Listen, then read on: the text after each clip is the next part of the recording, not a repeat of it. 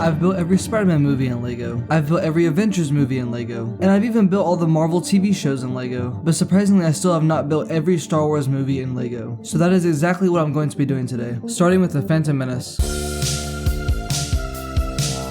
So for this movie, I wanted to do the hallway fight scene. And it doesn't seem like it'll be too complicated, it's just a hallway where they fight all the battle droids and the two droidicas. So let's get started. I started off by grabbing my Qui-Gon Jinn minifigure, and then my Obi-Wan Kenobi. Oh right, this is the wrong episode. Well, I'll just have to improvise. I don't have an episode 1 Obi-Wan Kenobi, so this is the best I can do. So for the actual build, I just built this simple floor and this wall. For the floor, I just wanted to make sure that I had the big circle in the middle. And I mean, it looks fine, but I don't really like the gap between the circle and the rest of the floor. But I wanted to make sure that the floor had some kind of detail like it does in the movie. And for the actual wall, it's not the most accurate if I'm being honest, but I still think it looks cool. Each side of the door just has this like grill design, and for the actual door I used a spring-loaded shooter piece to give it some kind of design instead of just being a blank wall. And then for that circle effect, I just used 2 arch pieces and I flipped one over, and that was pretty much the whole build. And I normally like to have all my stuff actually attached to the build, but for this build I just gave up on that and just threw a bunch of droid parts everywhere. The only part that's actually attached is the back of the droid in the middle, but aside from that, the rest of it's just laying on the floor. I next put my Qui-Gon Jinn and Obi-Wan Kenobi on the build, and they are facing off against 2 droidicas, and that is the completed build for the Phantom Menace. On to Attack of the Clones.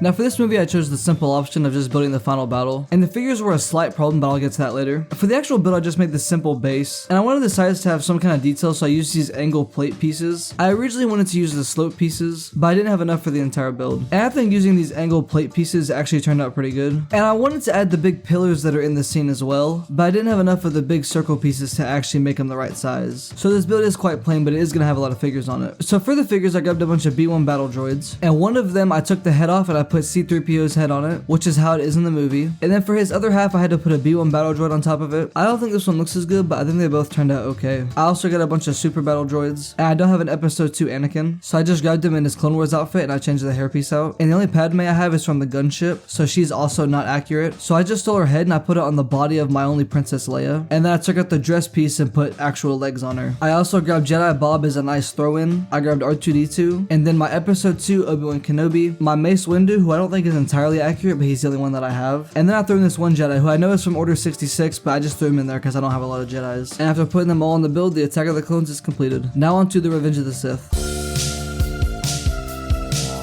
So for this movie, there are many iconic moments, and it's kind of hard to choose just one. So for this movie, I'm going to be doing 2 builds. Obviously, I'm going to do the duel on Mustafar, but everyone does that, so I wanted to do a second small build. And that small build is going to be Mace Windu's death. So for the first bit, I really just had to make the window, which wasn't too complicated because the glass gets broken in the scene, so I didn't have to include any glass. And I just connected it all on the back, and then I made sure that there was 2 spots for Mace Windu and Chancellor Palpatine. And for those figures, I only have a Clone Wars Mace Windu. And then for Palpatine, I do have a Chancellor Palpatine from the gunship, but his dress piece is not going to work. So I just gave him some legs in the same color, which sure have no printing, so his robes don't continue down, but I don't think it ruins it. And I did swap out his normal face for his Emperor Palpatine face. I then put the 2 figures on the build, and the first build was completed. Now yes, I could have added Anakin, but I didn't want to make a whole floor just to put Anakin on it. Now for the main Mustafar build, I luckily have the duel on Mustafar set, so I finally have the accurate figures for the scene, with a Sith Eyes Anakin and a burnt robed Obi-Wan Kenobi. And now for the actual build, I have a simple rocky mountain hill look, and then I have some lava on the floor, and then I got the piece of metal that Anakin is on, and now it was time for the figures. So I obviously put Anakin at the bottom with his Sith Eyes on, and then Obi-Wan Kenobi at the top. But now both the builds for the Revenge of the Sith are done, and it's time to go on to A New Hope.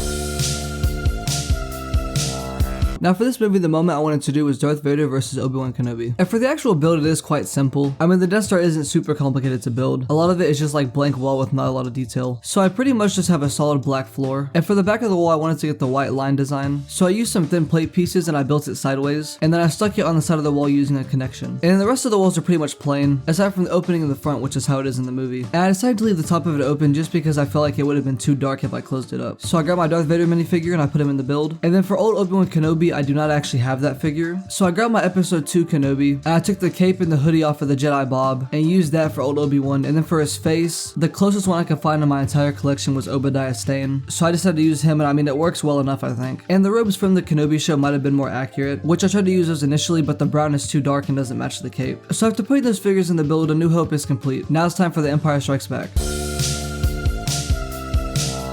Originally for this movie I wanted to do the Luke I'm your father scene, but that's already been a really well done made Lego set, and so I knew I wouldn't be able to top it, so I decided not to do that. And then I also thought about the battle on Hoth, but I don't have any AT-ATs or anything like that. The only thing I really have is the Snowtrooper battle pack. So I decided instead of doing any of those, I'm going to do the scene where Luke meets Yoda. And yes, there's a set that's kind of based on this, it's the Luke training diorama, but I'm doing right whenever they first meet. So I used this nice little grassy platform where it has jagged edges and stuff like that, and then I put some crates around that I'm assuming Luke pulled off the X-Wing, and then on top of one of the boxes is this charging machine that Luke uses for R2-D2, and then I built this weird little tree which is where Yoda is standing in the scene, and I made sure to have some moss kind of growing off the side of it, and I would have liked it to have been all dark green, but I have barely any of those pieces, so I had to compromise and use a little bit of dark green that I have and make the rest of it light green. And then I just put a bunch of overgrown grass and weeds on the floor, and now it was time for the figures. So I don't actually own the training diorama scene, so I had to use my non-messy R2-D2, and the only Yoda that I have is from Clone Wars, so I had to use that. And then for Luke, I don't have him in his training outfit, and literally minutes prior to this scene he comes off the X-Wing in his suit, and since I have the X-Wing suit I decided to just use that. So I stole my Luke head from the Return of the Jedi figure, put it on the X-Wing suit, and then I put his X-Wing helmet on the box. And after putting all the figures on the build, it was complete. The Empire Strikes Back is now done, on to the Return of the Jedi.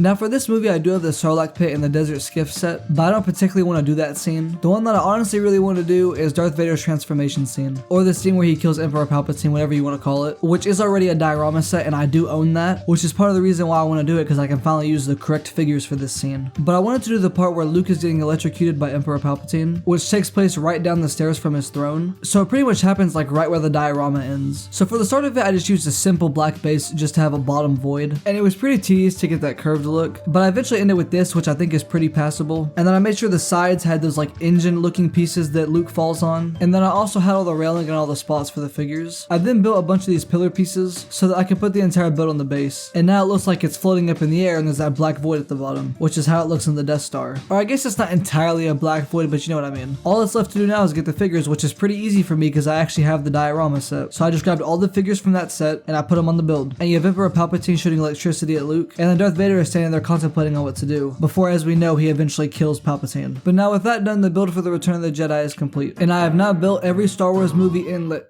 what? Oh, Disney bought Star Wars? And they made more movies? And now I'm repeating everything that you said into the mic?